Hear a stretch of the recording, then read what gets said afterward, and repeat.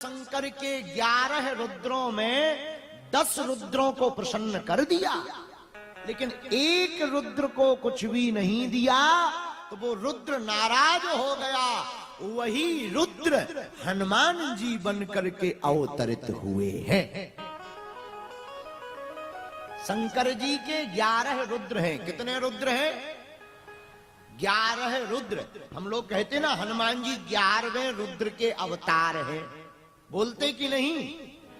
तो इस प्रकार की कथा है कि रावण ने 10 सिर काट करके 10 बार 10 रुद्रों को प्रसन्न कर लिया, लेकिन 11वें रुद्र को प्रसन्न नहीं किया।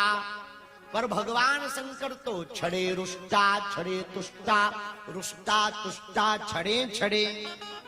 वो तो थोड़े में प्रसन्न हो जाते हैं, थोड़े में नाराज हो जाते हैं। भगवान शंकर तो छड़े रुष्टा है, छड़े तुष्टा है, लेकिन भगवान शंकर के 11वें रुद्र ने हनुमान जी का रूप धारण किया। क्यों? क्योंकि रावण ने सबका सम्मान किया, 11वें का छोड़ दिया। ऐसे समझो जैसे मंच पर इतने महात्मा बैठे, हम सबका नाम लें, बस लंदन वाले महाराज जी का छोड़ दें, तो क्या होगा? ये दूसरे दिन से एकांत में खूब गाली बकेंगे। और क्या बकेंगे पता है? अमीर हो गए, घमंड बढ़ गया, उन्हें ज्ञान ही नहीं है, सम्मान करके नहीं जानते। आजकल अभिमान ऊंचे हैं, ज्यादा पॉपुलर हो गए, इसीलिए अब दिखाई ही नहीं देता। बताइए, हो जाएंगे नाराज कि नहीं हो जाएंगे? बोलिए बोलिए। हंस वो जरूर रहे हैं, क्योंकि मजबूरी है, कैमरा लगा है, तो नाराज हो जाएंगे, अप्रसन्न हो जाएंगे। नाराज हो जाएंगे तो बदला लेने की तैयारी करेंगे।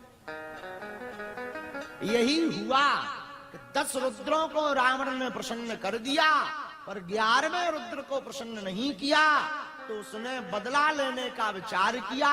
और जब राम जी का अवतार हुआ तो शंकर जी को जाना था, तो 11वें रुद्र के तेज से वही 11वां रुद्र अंजनी नंदन हनुमान बन करके प्रकट भये हैं। तो एक पहला कारण ये है हनुमान जी के जन्म का। अब दूसरा कारण सुनिए। दूसरा कारण है भगवान विष्णु को नारद जी का श्राप। किसका श्राप? बोलो बोलो। रामचरितमानस में श्राप दिए नारद जी विश्वमोहिनी के चक्कर में।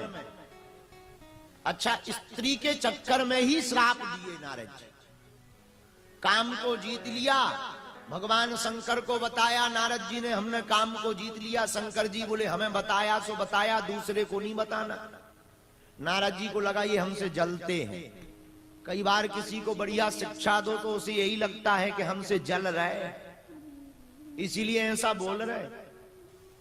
तो जो मूर्ख होते हैं उनको सही शिक्षा भी गलत नजर लगती है, गलत बात समझ आती है, और गलत बात सही समझ आती है। प्रायः लीडरों को एक ही दिक्कत है, चाहे वो पार्टी का लीडर हो या आश्रम का लीडर हो या किसी समाज का लीडर हो, उसके साथ एक ही कमी है, वो कान भरने वालों की सुनता है। वही नारद जी के साथ हुआ। काम को जीत लिया, भगवान शंकर ने रोका नहीं, माने। विष्णु जी को बताया तुम्हें पता है हमने काम को जीत लिया। तो भगवान विष्णु तो राम कथा सुनने बैठे थे, नारद जी ने काम कथा सुना दी।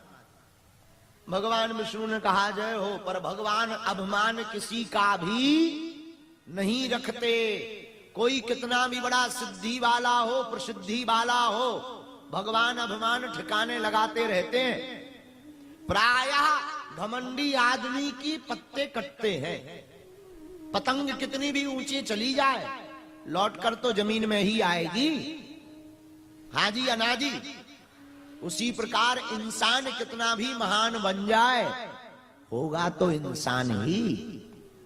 भगवान तो नहीं हो सकता, भगवान भी नर बनकर आए। इसलिए जीवों को और हमको तुमको अभिमान नहीं करना चाहिए। जो प्राप्त हो उसे भगवान का प्रसाद समझना चाहिए। ये भगवान की कृपा है, ये प्रभु का प्रसाद है, ये गुरुदेव का आशीर्वाद है, हमारा कुछ भी नहीं है। तो नारद जी को अभिमान आ गया। भगवान विष्णु ने विश्व मोहिनी की रचना की, शादी हुई नहीं। अब बताओ, नारद जी को भी शादी का भूत सवार हुआ। इस शादी के लड्डू बड़े खतरनाक हैं। जिनकी हो गई वो भी रो रहे हैं, जिनकी नहीं हुई वो भी रो रहे हैं कि हो जाए, और जिनकी हो गई, प्रायः बहुत लोगों को हमने देखा है शादी करने के बाद उन्हें सन्यास की बातें बहुत समझ में आती है।